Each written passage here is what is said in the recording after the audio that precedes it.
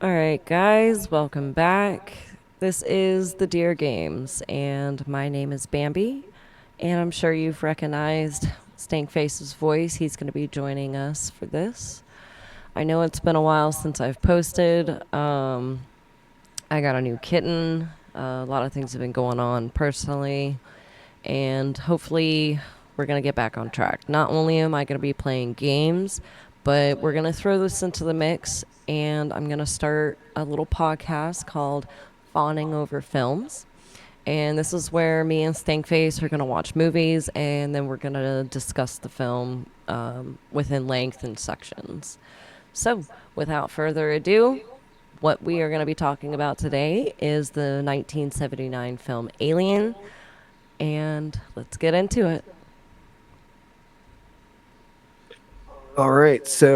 I guess starting off, Bambi, what is your history with the specifically this movie, Alien? Not like the franchise, but like what w- what was your history with this one? So I want to say the first time I saw it, I was 13. So I was in middle school.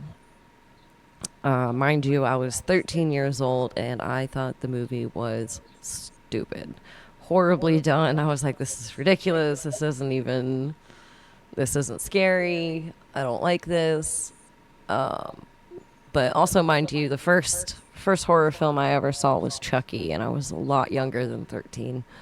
So I was exposed to some very diverse horror growing up, and sci-fi was not one of those early on films. I feel like sci-fi and horror have like this weird relationship that's each each sci-fi can be scary in its own little sci-fi ways, but it almost always ends up leaning more like scientific versus like horror of like The Fly or The Thing. Where those could be sci-fi, but they're almost classified as horror films. So I kind of wonder what the delineation is sometimes. I would argue The Thing is a little bit, as a 13-year-old, The Thing would be a little bit more scary than Alien. Oh yeah, and we will definitely watch The Thing at some point and discuss that in context to this. Now, if we're Be going to do that, we have to go to the OG Thing, then John Carpenter's Thing, and then the newer Thing. smart. I mean, we have that set, so we can do it. Um, so I guess my history with Alien, the films, or just this film in particular, um, I don't think I watched it until after college or during college. It was somewhere in that span of time because I was only uh, like 10 when Alien 3 came out. So I remember Resurrection being a thing, but I didn't like, I was late to the game on the Alien train. Um, I have only, it's hard for me to pick a favorite with these ones. And I'm hoping this rewatch of this franchise will help cement that. I have to say, I just realized putting this together, 1979, I wasn't born yet by over a decade.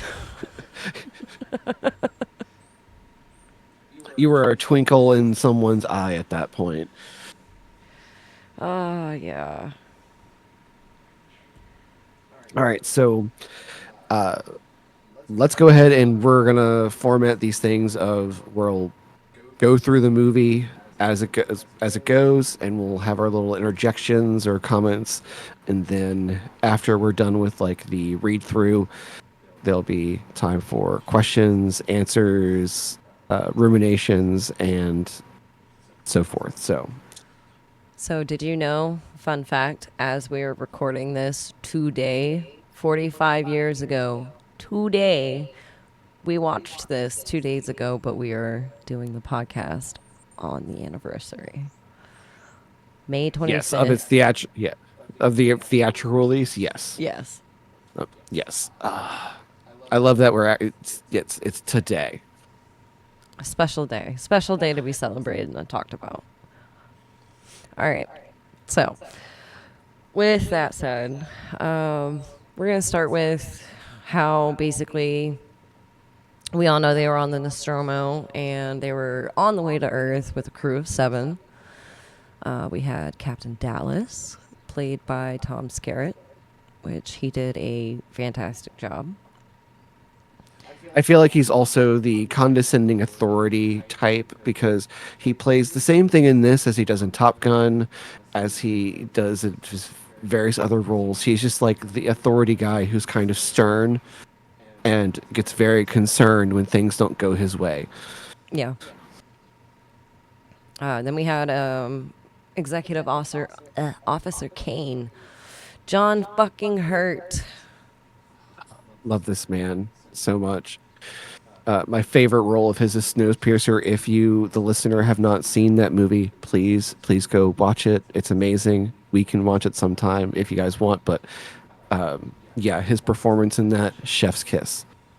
I have actually only seen that one time, and I cannot So remember good. much about it, to be honest. I remember him being in it and doing it very well, but I don't remember much else. It's one of those movies that I love. It's like it's such a good movie. But anyway, going on, we have in her first role ever, Warrant Officer Ripley, played by Sigourney Weaver, Did you which know? I really, I can't believe this is her first role. Well, did you know when they picked her up, they found her in a Broadway play? I mean, That's where she was first seen. I mean, I it totally tracks, but she's. I feel like, and I note later in this that she's just kind of acting circles around people, and it it's really surprising that this is her first role She to also me. went to the wrong interview when she was supposed to do her first interview with them. She went to the wrong place, and she was 30 minutes late. And her producer or whoever was managing her begged them to just wait a second. And they heard footsteps running down the hallway apparently, and then they stopped. And then she opens the door, and they're like, "There she is. There's Ripley, right there." I just love that. It's perfect, it's wonderful. We also And then have. let's see, we've got Go ahead. let's see, Navigator Lambert, played by Veronica Cartwright. I had to look her up because I could not pick her out of a lineup with anyone. Like I looked up her filmography. And I'm like, oh, I have seen her in literally everything that was on TV between the 80s and 90s. But yeah, if you asked me to pick her out of a lineup with a role, like I have no idea. It was the only thing I have ever seen her play in. And I have to say, she did it very well. She was very organic in her reactions, very Oh, yeah. nonchalant, very just, I really don't want to be here, but I'm really good at what I'm doing.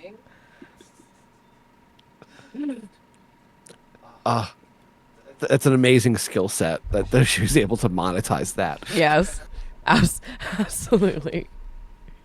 And then Ian Holmes, oh my God. I will have to say he is my favorite. I'm just going to call him the Robo Bilbo Baggins. Yeah, he is the science officer Ash, who is doing their very, very best. Like he is working on the stuff that he will bring to giving Bilbo talking about the precious. Like he's just Ah, yes. so suspicious and tweaked out this entire film, and it's like, yeah, looking at this film, you're just like, yes, you are the bad guy. We see that. He was so suspicious the entire way through. Just completely suspicious. And then we got our two engineers, Parker and Brett. Parker, I'm gonna butcher this name. I am so very sorry.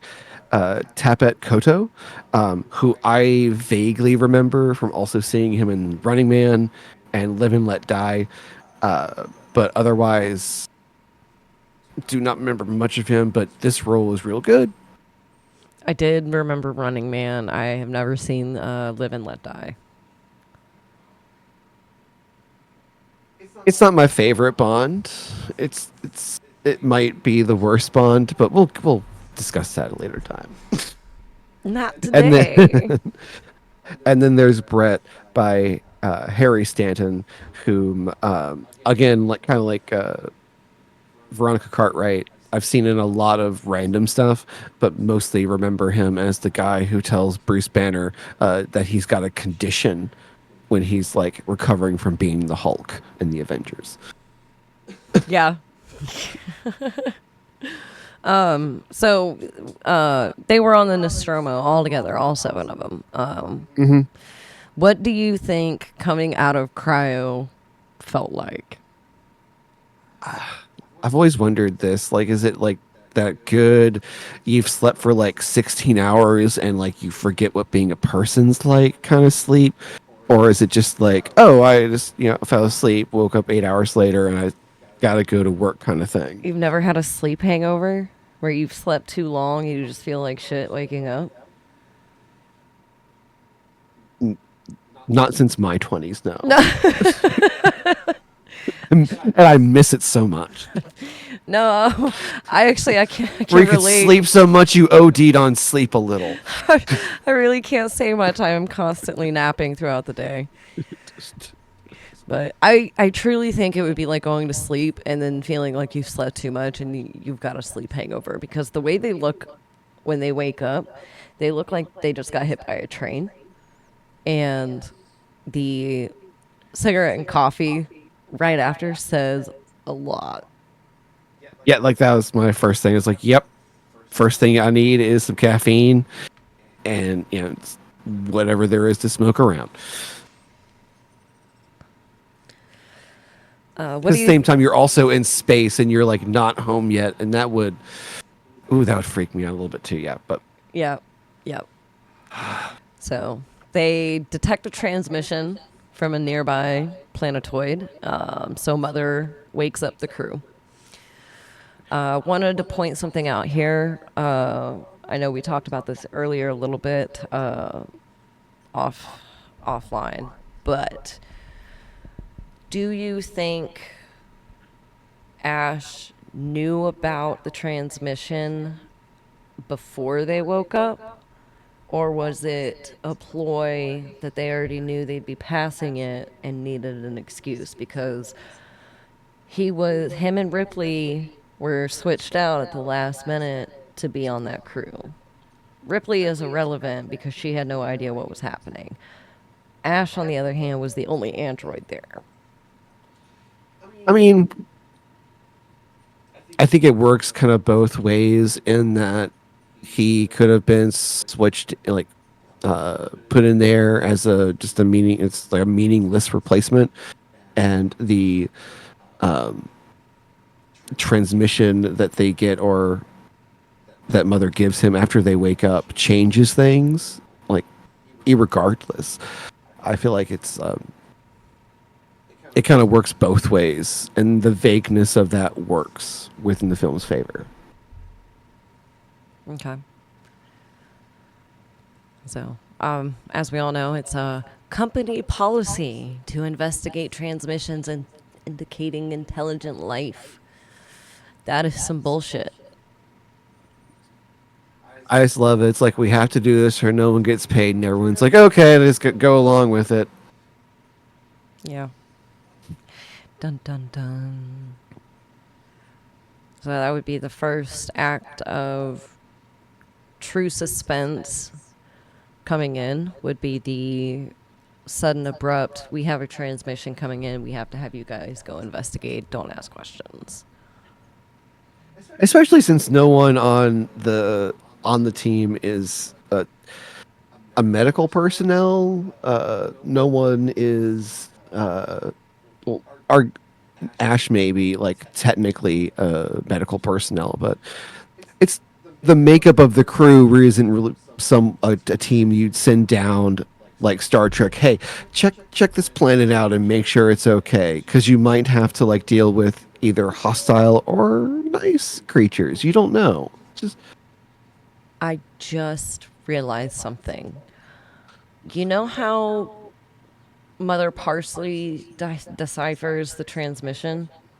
And Ash should know what the transmission is, right? So why does he let Ripley say give it a try And she realizes it's not an SOS, but an actual warning signal. And nobody thought none the wiser. Well, And Ash didn't seem surprised at all. I feel like this is another reason why this is kind of indicating like this group is not cut out for this mission. Like this is something wildly outside their expertise. So again, it's like one of those things of you're sending this crew down. Like I know that you guys want to investigate human life, but this is not the team to ask. That's a very good point. So also when they go to investigate this transmission, their ship gets damaged on landing. But fun fact: the ship they're going to investigate landed on an ancient structure, and we're gonna jump ahead a little bit, just real quick. The egg scene, there was an unexplained part that we delved a little deeper into where they explained a long time ago when that happened and that spaceship crashed, those engineers crashed there, that one of the aliens were in the ship, broke loose, caused havoc, and then in the battle, the acid bled through the hull of the ship and revealed the egg layer.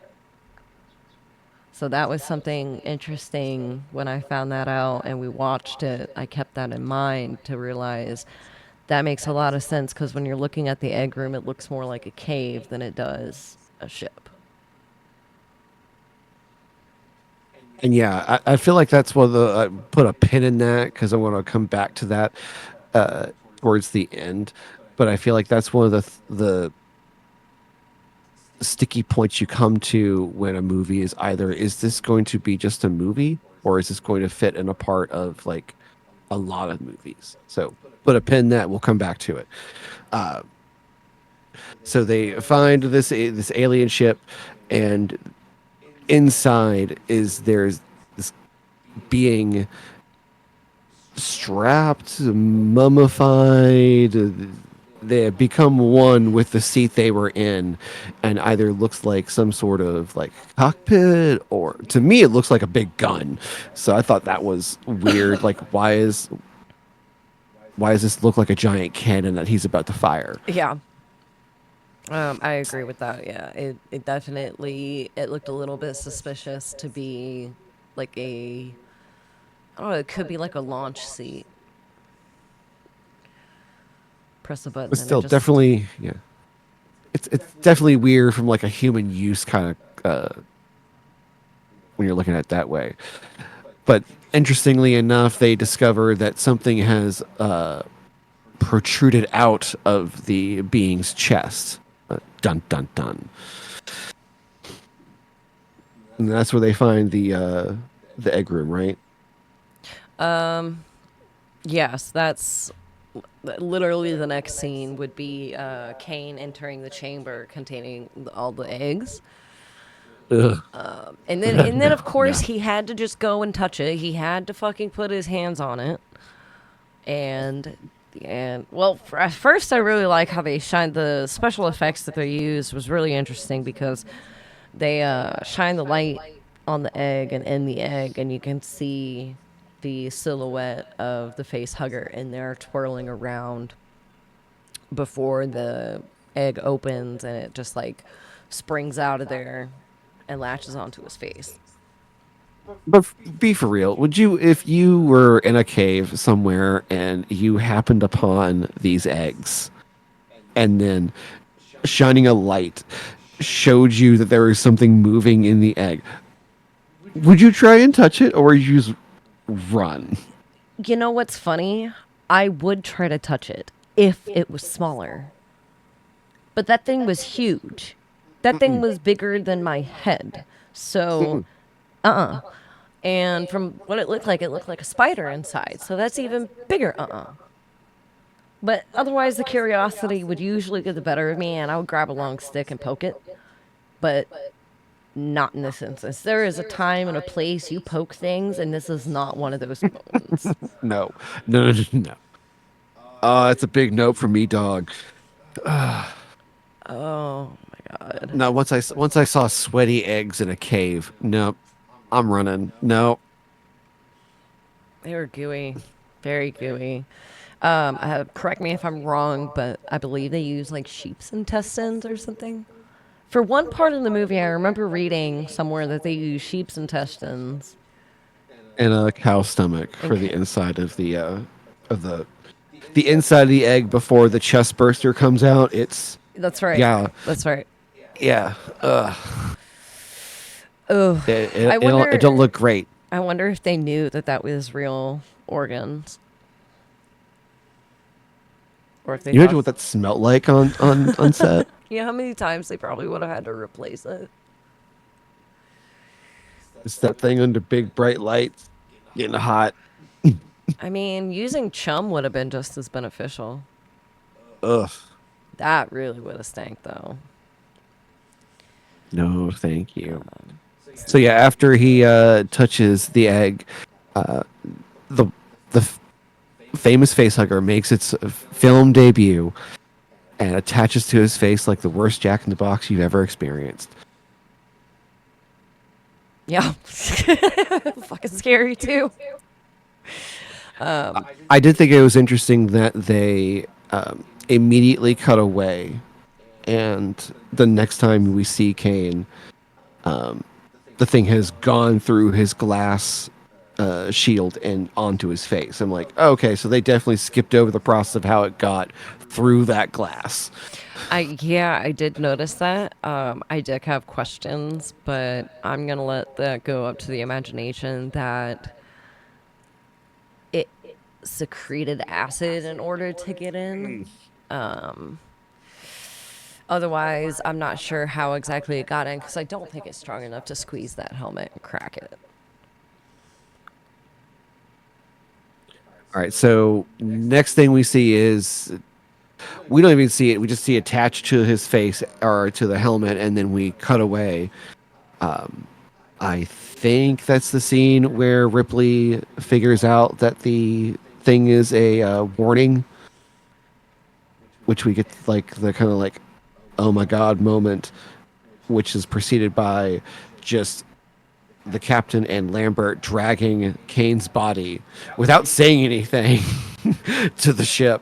And then it's like calmly getting on there and like going back up, and you don't realize until they have this like get on the radio that shit is going bad. Well, yeah, and then as Dallas and Lambert are screaming uncontrollably to have Ripley open the doors, Ripley made the right call. Quarantine regulations citing, you can't open the door for a foreign entity or possible infection. You can't risk a whole damn crew for that. And what does Ash do? Ash has this scientific stick up his ass where he does it anyway. He just has to see what's on his face. He has to know why why the corporation wanted him to do this because he Oh knew yeah, he's about like, it. well, he's like, hey, the company's pretty much like, hey, we're going to this planet, we're going to pick up an organism, and we need you to bring it back. And I can only imagine the curiosity that he would have towards that, but at the same time, it's like, dude is just breaking all of the rules, obviously, to get this thing onto the ship.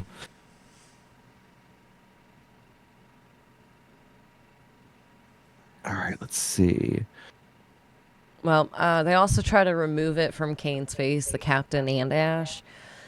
Mhm. So they stop when they realize that the face hugger has highly corrosive acidic blood. It could basically fuck up Kane's face. And they didn't think of it at the moment because they didn't realize how acidic it was going to be. But they did realize it's going to damage the ship's hull.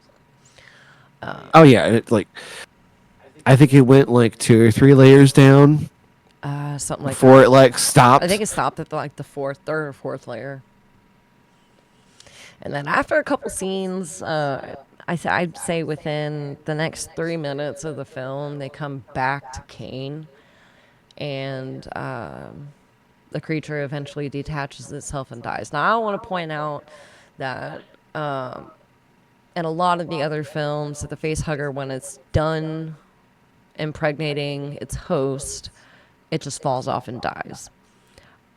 This time, in the very, very first one, the face hugger was in the ceiling, wedged between some stuff, and when Ripley walked underneath it next to Kane, it fell down from the ceiling.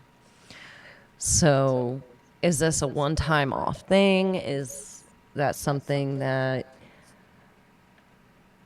No, like I feel like this is one of those moments where, and we're gonna come back to this, but did they intend this to be a series, or did they intend for it to be a movie? Because that's a little thing that you can see, and it's like, does this mean an inconsistency, or is it just like a one-off? Right. And unfortunately, inconsistencies and one-offs don't fly with audiences when you've got like a series going on that's creating canon with each of its like pieces. Right. So that is, I feel like that moment when the thing falls off Kane is like a good like stopping point for Act One. So Act Two, we come in and mysteriously the thing is falling off and Kane is up and he feels fine. He's a Well, little hungry. he said he felt like hell, but he didn't remember anything. He said he remembers smothering. I don't know if you remember him saying that. And then he just wants a snack. Yeah, he is just hungry. Well, they said that they needed to put him back into cryo sleep, and he said, "Can I eat before I need something to eat?" Like, he said, "I am not going in there without any food."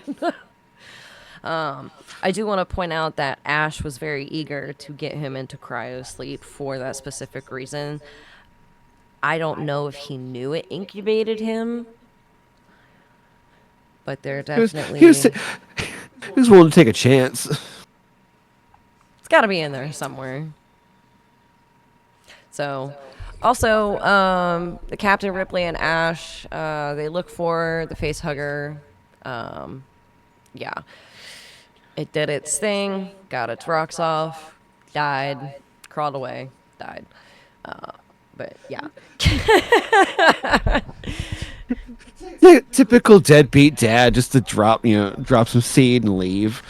Yeah, yeah. So yeah. Kane, he's hungry as hell. So they go to a final crew meal, just a big meal before they go back. They're ready to go. They just want some food. So they're hungry. Kane suddenly freaks out, chokes and convulses. This goes on for... They dragged this out for a little bit. I'd say they dragged it out for a solid minute and a half, 2 minutes of that scene. And then the small little, cute little alien creature busts from his chest, basically killing him instantly. And one of them, I can't remember who, goes to pick something up and hit it. Oh, it's Parker. Parker, okay. So Parker, I remember him picking up something. He was going to hit it, and Ash just freaks Yeah, out. the, It's the like, "No, no, reasonable no, no, no." response. Yeah, it's the actual response you should have in that situation. But no, Ash was like, "No, don't kill it. We can't. Nope, nope, that's mine." He saw... He is my precious. So it escapes into the ship, forevermore to grow and get bigger. And then, like, so they take Kane's body, eject it into space, and then decide to like try and figure out how like to kill this little creature that's running around their ship, which they still think is the size of like a small cat. Like they don't know that it gets bigger at this point. No. Yep. So in that process,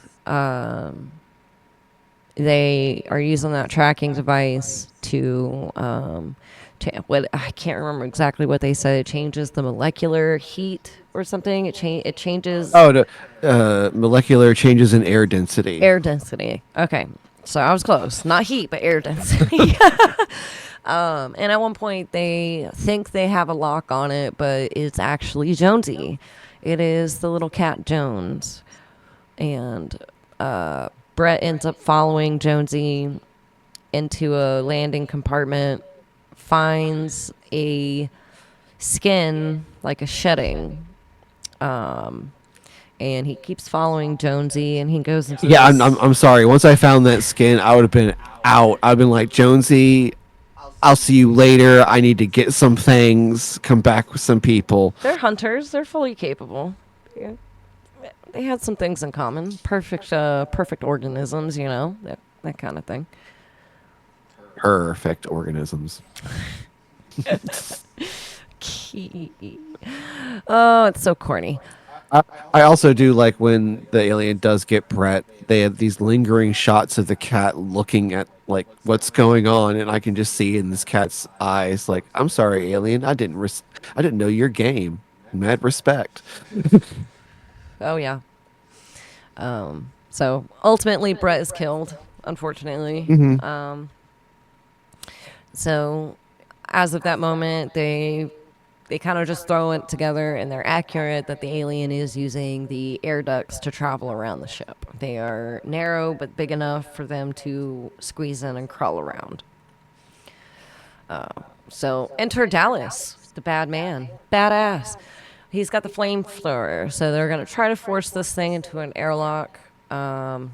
Unfortunately, when him and Dallas are together in that room, trying to what were they trying to do? They were trying to gather something.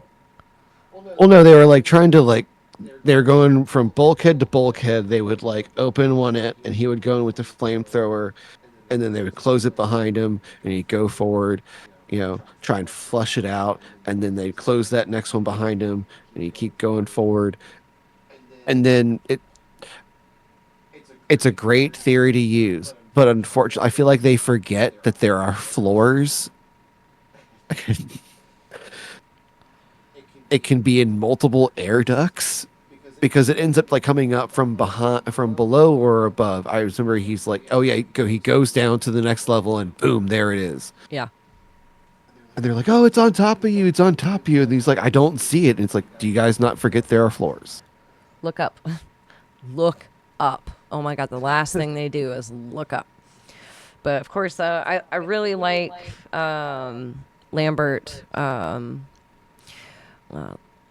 what was her name? Veronica Cartwright. I really liked her acting skills right there when she's freaking out about the alien coming at her, and Dallas is telling her to move, run, and she's like, I can't, I can't. That is the picture perfect moment of the flight, fight, or freeze, and she definitely froze. Oh, that is later with Parker.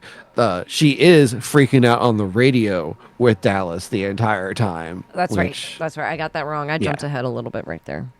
Oh no, you're good. She yells a lot in this movie. Oh, I wanted to bring up. Let's go back a little bit. The scene where Kane has his chest ripped open. That scene was a organic moment that the director did not tell them what was going to happen. So all those reactions that they caught on screen were all the natural reaction, unprepared, unscripted, and that moment was glorious because Mrs. Cartwright, she pulled that off so perfectly. I think that was the most authentic shot in the entire movie. Well, I mean, how would you feel if you ran up to work one day and it's like, hey guys, we're going to do this special effect and it's like going to be an alien coming out of his chest, and the next thing you know, you've got squib blood on your face. Yep. I wonder if it was warm or if it was cold. I think in those days they used to use a mixture of red dye and corn syrup. No, they used something else. We're gonna have to look into that and bring that up in our next Well, I know, podcast. Well, I know in Hitchcock, in the Psycho, where the blood goes down the drain in the bathtub, that is cornstarch or corn syrup and red food dye. Yeah. Yeah. All right. So with Dallas's death, we now the responsibilities fall to Ripley. So we are now set up for success because the person who was right in the first place is now in charge. Absolutely. The best thing that ever happened to this film was Ripley. All the other actors contributed a hell of a lot into the making of this. I'm not discounting that at all. They all did a fantastic fucking job. But Ripley is really the one, the glue that made it come together. They actually had the captain and Ash purposely antagonize Sojourner Weaver off screen, so the natural animosity on screen seemed a little bit more like fluid and natural. So they actually annoyed the shit Okay. out of her in real life to get that reaction on screen, just to force the tension there. the audacity, the audacity of Ridley Scott to be like, "Hey guys, I need you to actively mansplain to her so that she understands what mansplaining feels like." Yep. It's Just fucking ruin it. just be like, really make sure that she looks at you with contempt every time she looks at you. All right. So with that, we kind of come into Act Three. So we are in the movie is coming to its climax and an end. Now that Ripley has access to the mother computer, whatever it is, and she is like looking at Ash, acknowledging this, she's like, I'm about to find some shit out. So she starts getting into the computer and asking, like, what the fuck's going on? And apparently, a secret objective was given to Ash. And she's like, well, what is that secret objective? Please do share. And apparently, the company let Ash know it's like, hey, this thing you're gonna find is the priority. Everything else, what the stuff that you've been hauling, the people that are on that ship, everything is expendable. But this thing needs to get back to Earth. And right as she's reading this, his head just pops out right beside her. And it's like that meme. It's like that office meme. It's like, what? Yeah. Yep. Put a bell on your neck. God damn. Oh, and then can't forget the moment he sneaks up on her like a fucking ninja and tries to kill her with a nudie mag, right in the mouth. It's deep throat some titties. Yeah, it's real weird. It's That was an real interesting. weird. I think that was an interesting choice because I also wanted to know whose bed that was. Yeah, that was a lot of porn just out in the Yeah, open. Like it really I know was. things were different in the 70s, but I feel like still That was a the very warrant office I feel like Ripley as the warrant officer or the HR person would be like, "Is this appropriate?" should we be questioning this behavior? But no, it was complete with the pictures pinned up. I had some other little cute details in there about it, but the magazine is what got me. He rolled that up and tried to shove that down her throat, and And they really gave him the look of being overpowered because it the physical acting of Ian Holm and the guy who played Parker in that scene where Parker, it looks like he is struggling to deal with Ash when Ash is just like effortlessly just holding him back and removing his hand and like driving his hand to his chest like it's like nothing for him, but Parker is like exerting all this effort, and just the way they're playing that out was just really well. Like just did you know it made you like really believe that he was super strong. when when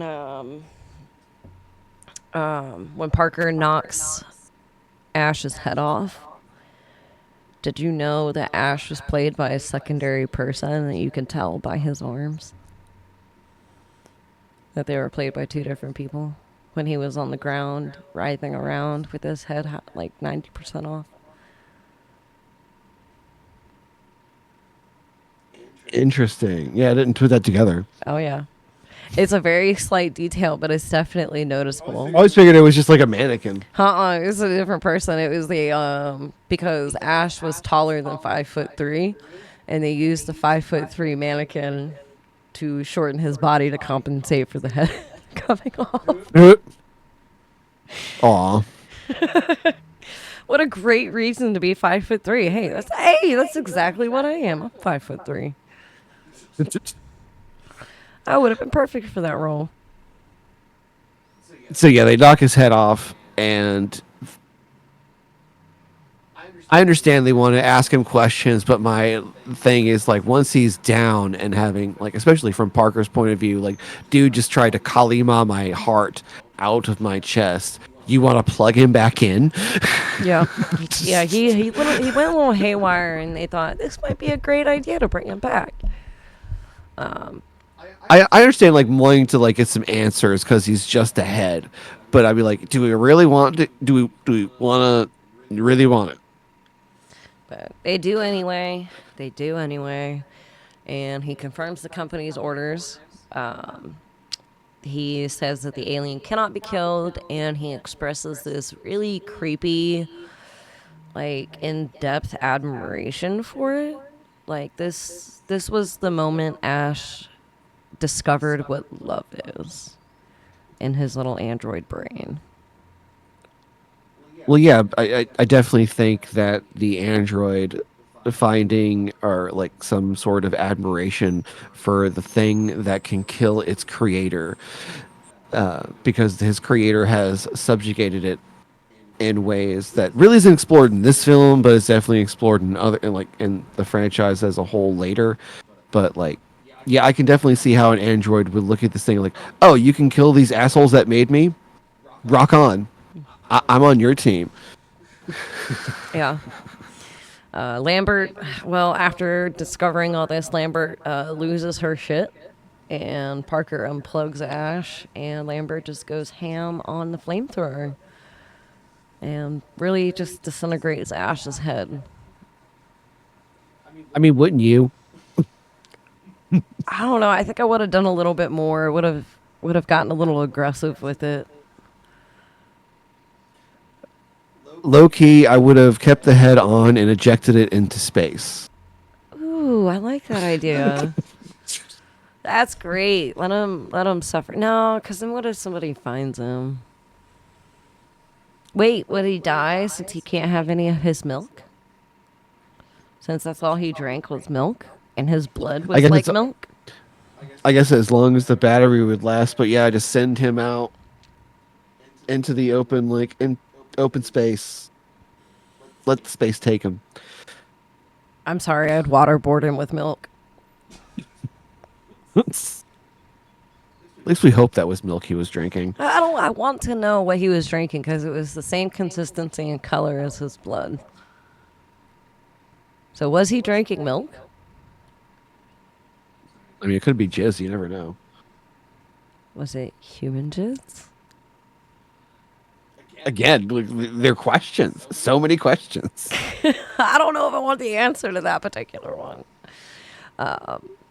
But yeah, they incinerate Ash's head, and then they decide to. They're going to destroy the Nostromo. They're just going to self-destruct the whole ship, and they're going to try to escape in the shuttle. Thus beginning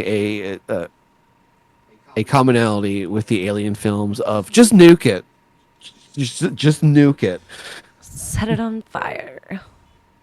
Which is, I would have nuked. Once I saw the egg room, I would have pulled my ass out of that egg room, gotten up to the cat and like pulled him close and be like, we need to get out of here and put all of the nukes on this place right now. Yeah. Like finding a spider at the corner of your bed, just destroy everything. Just it has to die. Her whole house has to come down now. The entire thing. Leave no wall unbroken. This was the scene that I got messed up with earlier. This is the scene that was dragged out for a few minutes between Yeah, it's Parker and Ash trying to get shit together for the for Parker and the Lambert. emergency spot.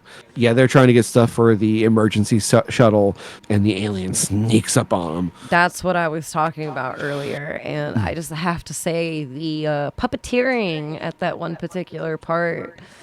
It just looks like the alien's doing ballet. Like I don't know what The the, dance of the acid.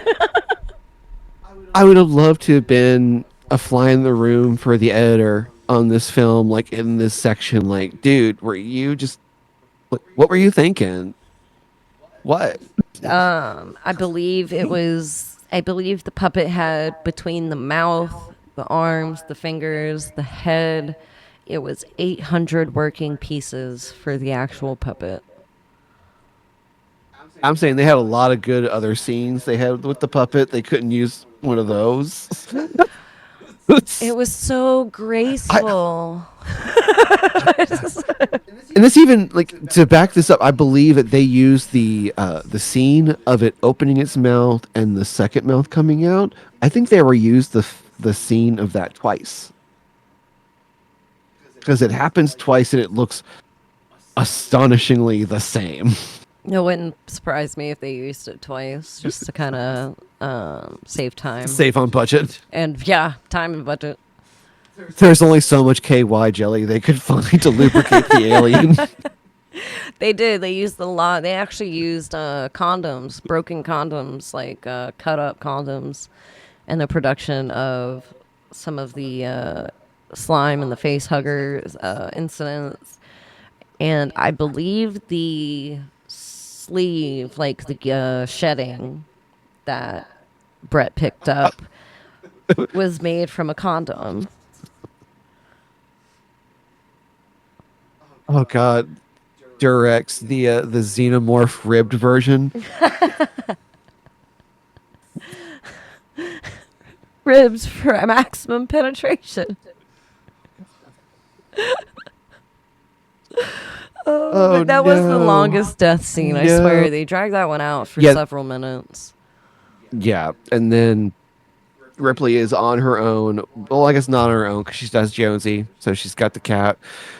She tries to start the uh, self-destruct system. Gets the cat. Takes her time getting to the thing, and then of course the aliens there, kind of like in between the thing, the ship and her. So I personally, I would have dropped the flamethrower before I dropped the cat.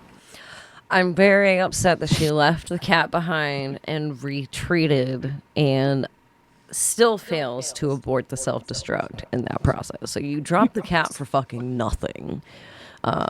But interesting point. I meant to bring this up when we watched the film. The scene where she drops the cat and the alien goes face to face with the cat in the carrier. How did the cat get out of the carrier when Ripley got her into the cryopod with her?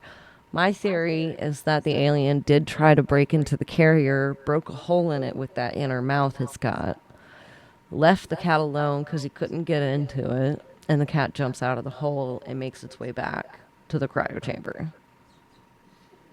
Because the cat just fucking appears again. But the last time we saw the cat, it was in the carrier face to face with the alien through the plexiglass. No, she grabs the when she gets into the shuttle, she grabs the cat and she opens the cryopod, takes the cat out, puts it in the cryopod, and like seals that in, and then like starts to like get the thing set up so she could take off. So just I guess it wasn't clear when she exactly backtracked to get the cat. Oh, that was when after she failed to get the self destruct thing, like she had to go back the same way. Oh, she 'Cause said I lo- might as well she's- pick up the cat. Yeah, she's like, oh yeah, I dropped this, you know. Should probably Hey, pick this hey, up. buddy, so sorry I left you for a minute. Hope that cat peed in the cryopod in between her getting back in it. She deserved it. Drop it. Just give a nice little hairball right by where the pillow section is. Like, It needs to be the trifecta. She needs to pee, poop, and hairball in there. oh god. Make it So yeah, rank. they get. So Ripley's able to get into the escape shuttle. They take off. All looks to be like kind of well. She's getting disrobed, getting ready to get into cryo sleep, and suddenly, and this, so the alien has stowed away in like this very like compact thing, and it's weird to me. It's like this is the most lethargic this thing has been the entire movie. Like, was it traumatized by the escape sequence as well, or was it just so stuck in there that it couldn't get out? He was still young. He got tired. He got the zoomies for a little while and then just had to crash Set out. asleep. She woke him up. You got agitated. Oh, that, yeah, use the little steam things to like wake it up and agitate it.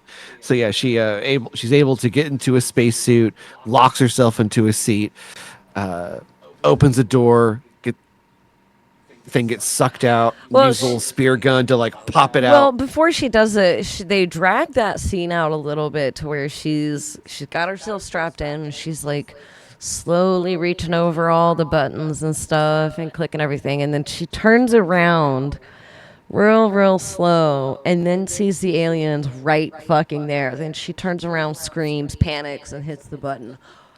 Why did you wait so long to hit that button until it was right up your ass? I think because like where she was sitting in relation to the door, she needed to wait for it to be like right behind her to be between her and the door. It would have That's been with the force of the vacuum with that door opening, it would have been sucked out of that compartment either way. yeah. I think that she was waiting for it to be like in a good position. Ballsy. Yeah. Couldn't do it. I would have immediately hit that button. Get out, get out now. Well, But yeah, they blast the alien out into space, uh, leaves her a little message, and thinks that she is getting back in her cryopod and is going to wake up when she gets to Earth. another set of Unfortunately, another set of foreshadowing right there. That's actually very subtle. like yeah, I wonder because there's so many things in this movie that you look at that are then well, how does it track in the movies coming after? Um, I feel like this was just written as a one-off, and then it did well, and they're like, "Oh, we should do more of these." And it kind of suffers from that thing of a problem that I feel with a lot of movies or series. It's like you could just done one, and it would have been fine. But dragging this idea out ends up kind of ruining it, and we will explore that theme in the other releases.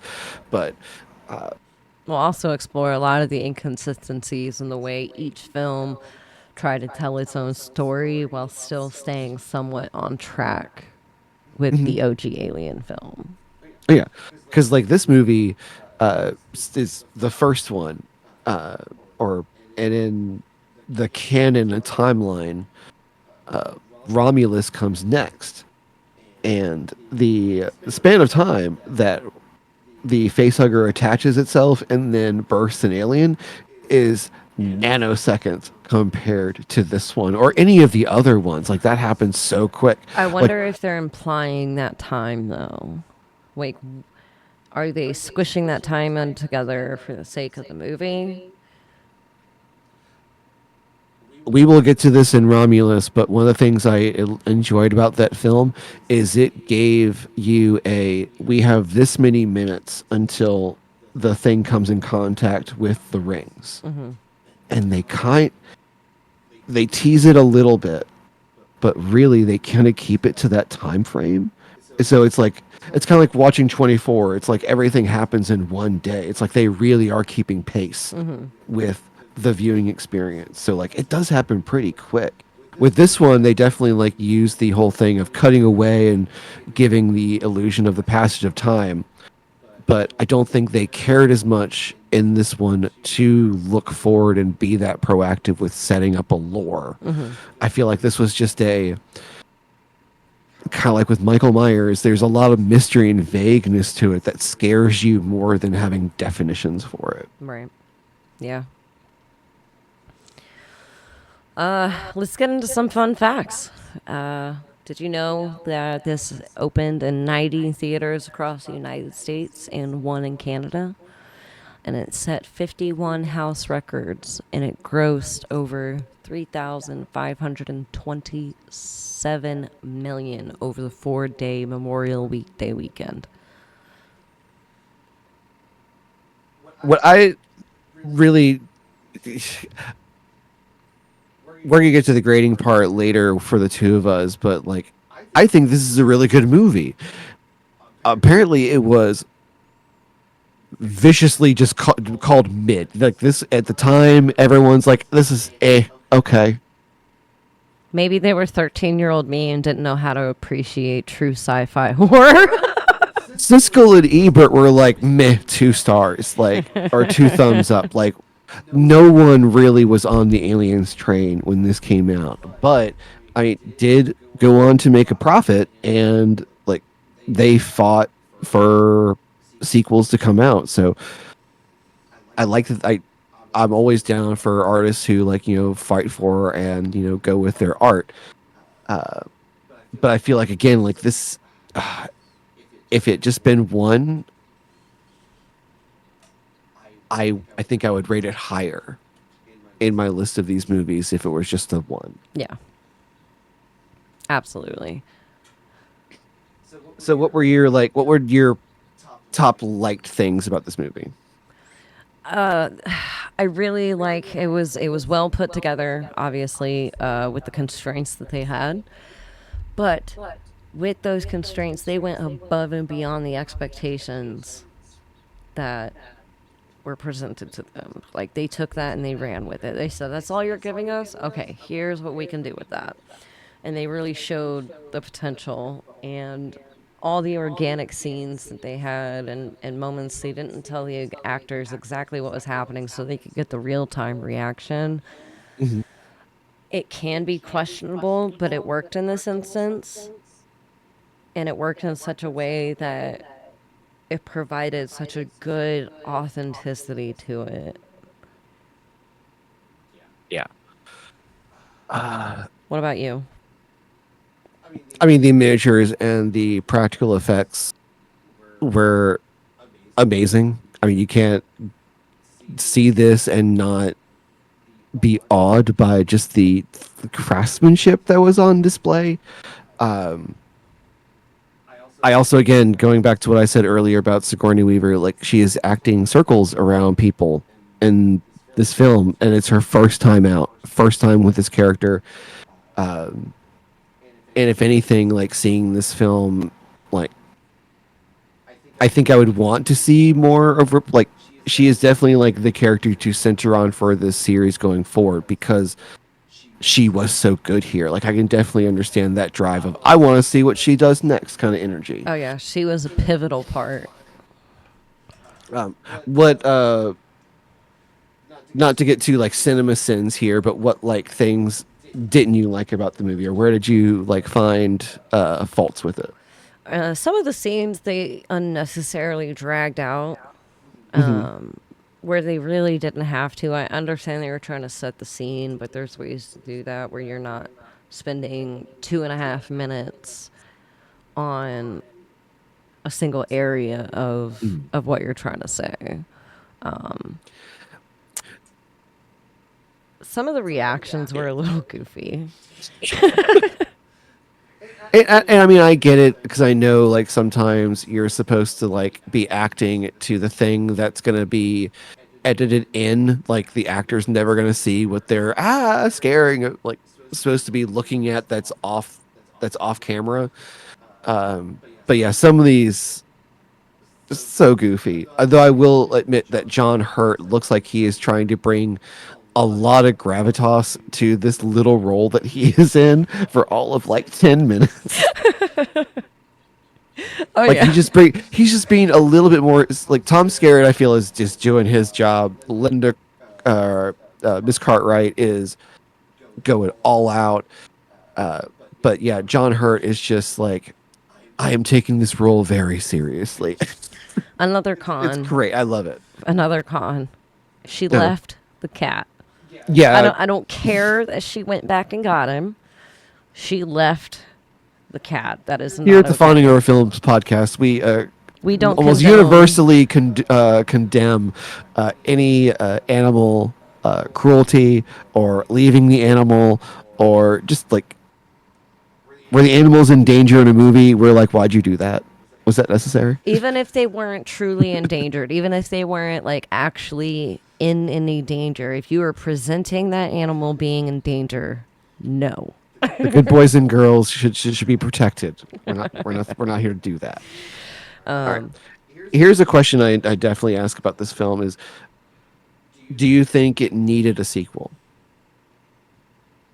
It was good on its own. I'm very appreciative of the sequel. Mm-hmm. I'm very appreciative of the franchise they've turned it into. Mm-hmm. I hate to nitpick when it's just one movie, but in the context of a series, everything opens up to, well, why didn't they do X, Y, and Z? Why didn't such and such happen? Why didn't this make sense? Yeah. So it didn't need a sequel. It was well done and explained enough on its own. Mm-hmm. Yeah, I feel like if you're gonna make something that's going to be the start of a franchise, you need to like plan out like, hey, these are things that we're gonna have to work in or work around. Like these are parameters for going forward, because otherwise you're just retconning, and it just gets confusing and a little annoying for the user experience. All right. So Um, if we're grading this film on a level of 1 to 10, 1 being the worst, 10 being the greatest, what would you rate this at face value? Face value, this is definitely, oh god, see, I had it in my mind, and when I have to actually say it, I'm like, oh no, I'm gonna rate this a 9. I was gonna say an 8. Face value, just flat out, I'd say an 8. No, I think like, well, I do have my criticisms of it, like the scale of do those nitpicks come out at me? It's like, nah, this was a little romp. This was a good movie. Like It was. I put this at a 9. I can't get over some of my nitpicky scenes. I'm not trying to be a perfectionist. I'm Oh definitely no, no. not by any means that far into it. Mm. But face value, if I gave it a quick glance, like I was reading a cover of a book, I'd say an 8. But that's just face value. That's just face value. Yeah. Deeper value, I'm going with a solid 10. Deeper value, I'm actually gonna put this closer to a 6. Really? Yeah. Why? Because again, it's one of those things where there was no intention of the series going forward, and I feel like when they made the sequel and subsequent movies, they weren't they didn't have the legion of people who watch and are on Reddit and Twitter and online constantly, who nitpick the hell out of movies like we do in our current culture. So they didn't have to work. I guess they weren't thinking about that because it wasn't a worry. But like when you look at a series kind of like the MCU that went as 20, 30 plus movies in its franchise, all of them are very methodically well thought out and connected. This raises questions and then hand waves them. This raises questions and then sometimes changes what they are. Like, as a start to a franchise, I feel like this was a very weak start. Is it a solid movie? Yes. But in the context of the whole Alien franchise, definitely not my favorite. All right. So, well, considering it is a franchise and not just a one off movie, what would you say your expectations for watching Aliens, the second in line? Oh, putting this on, I love. This is the Alien series is one that I'll come back to, kind of like Lord of the Rings, or uh, some Marvel movies, or like just the Arrow series, where I can put it on and have a good time watching anytime. This is definitely a very rewatchable movie, especially with the fact that it leaves you so many questions. It begs you to watch it over again. Will you get answers that are satisfying? It depends on your perspective, but it's it's definitely a very rewatchable movie. That I would say, like, I gave this film overall on face value a 9. Rewatch definitely a 9. Yeah, rewatch. I would say absolutely a 9. I want to see more organic puppeteering. I think they did really, really well in the first one. Mhm. There's so much potential for that. Like the ballet scene, it had so much potential, but I don't think with the time constraints that they had, they could have done Yeah. any better than they did. And here's another, like, we're a scale of 1 to 10. When watching this movie, do you get that feeling of being taken out of your seat? Or, like, does it give you those moments of you are in that movie and on the edge of your seat with its full, like, even though you've seen it a million times, you're like on the edge of your seat with what's going to happen next kind of feeling. Yes. Where on a scale of 1 to 10 would you put that? Ooh, that's tough. Cause it's not the whole movie that draws me in, but there is individual scenes that makes me feel like I'm there, and I'm actually experiencing a little bit firsthand of what they're trying to do. I'd have to say probably about a 6, 6.5. I was going to say personally around 7. Like, it does very well in some scenes, but, like, again, we had commented before, there's scenes that kind of lingered and They dragged out were a little. dragged on a little bit. Those take you out of that take me out vibe. So um, I know Ridley Scott wanted to do the director's cut, which ended up, he was like, I wanted to do this to tighten everything up, when ending up cutting 3 minutes of footage, adding 4 minutes of footage, and actually making it a minute longer.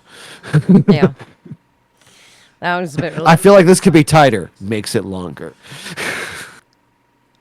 By a All right. Well, minute. that was the first episode of Fawning Over Films. I hope you enjoyed it, and I guess we'll see you the next time for Aliens, plural. yeah, second one in the franchise. We thought about going in chronological order of story, but we figured doing it by release would present better options and a better way to Yeah, discuss. especially since Alien Earth starts in August, which I believe comes after Romulus Yeah, in the canon. I guess we will see come August. But that also is a movie or a TV miniseries, so unsure if it's gonna fit in the movie formats, but we'll make that call. yeah, we'll find out. But so far, Till next time. I hope you enjoyed it.